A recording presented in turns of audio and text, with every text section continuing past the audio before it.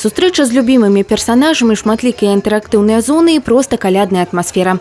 Традыцыйна брэсцкая гарадская арганізацыя Беларускага саюза жанчын стварае для дзяцей сапраўдную казку. Сёлета удзельнікамі свята сталі 29 сем'яў, якія атрымліваюць падтрымку рознага кшталту ад арганізацыі на працягу ўсяго года.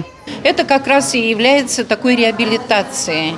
Но мы помогаем женщинам и в другом вопросе.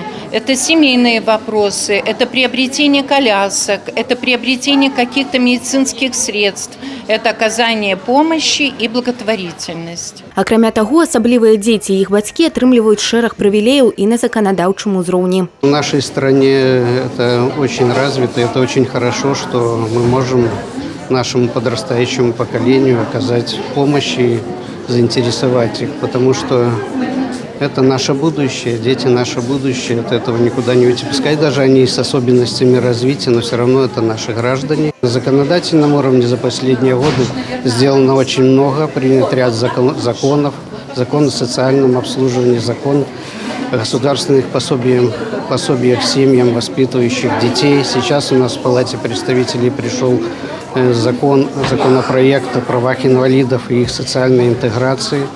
Для дзяцей з асаблівасцямі ў развіцці такія мерапрыемствы добрая магчымасць пасябраваць. А бацькі адзначаюць, калі ёсць разнабаковая увага і падтрымка, вельмі прыемна. Очень приятно, что приглашают на такие торжества, что нас не забывают. Это очень о многом говорит, скажем так, что помогают нам, нашим семьям, нашим деткам.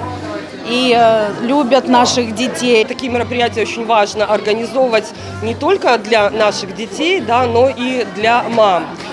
Скажу честно, мы, наверное, ждем целый год, да, вот это вот мероприятие. Ожидаем, что мы опять попадем на этот благотворительный утренник. Штогод падтрымку ад Беларускага саюза жанчын атрымліваюць шматдзетныя сем'і і сем'і, у якіх выхоўваюцца дзеці-інваліды па ўсёй Брэсцкай вобласці. Падарыць дзецям сапраўднае цуда – гэта толькі маленькая частка вялікай справы. Тацяна Ігнатавец, Роман Філюціч, тэлерадыёкампанія «Брэст».